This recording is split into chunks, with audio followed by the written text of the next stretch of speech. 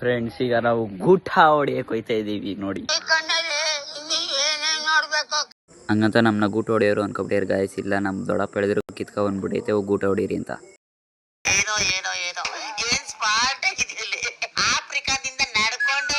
ಇಷ್ಟ ಆಗಿದ್ಬಿಟ್ಟು ಮಂಟೆಗೆ ಅಂತ ಹೇಳ್ತಾನೆ, ನನಗೆ ಹೇಳ್ತಾನೆ ಇವನು.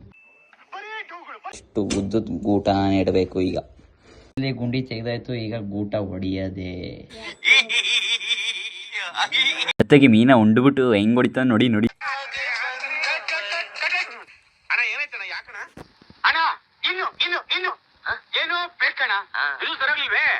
ಒಂದು ಸ್ವಲ್ಪ ಟೀ ಎಲ್ಲ ಕುಡ್ಕೊಂಡು ಹೊರಗಡೆ ನಮ್ಮ ಅಣ್ಣನ ರೂಮ್ನ ಡೆಕೋರೇಷನ್ ಮಾಡಕ್ ಹೋಗ್ತಾ ಇದೀವಿ. Let's go.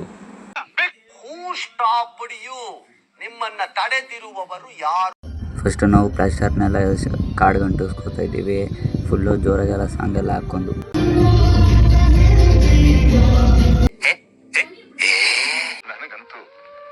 ನನಗಂತೂ ಈ ಜೀವನವೇ ಬೇಸರವಾಗಿ ಹೋಗ್ಬಿಟ್ಟಿದೆ.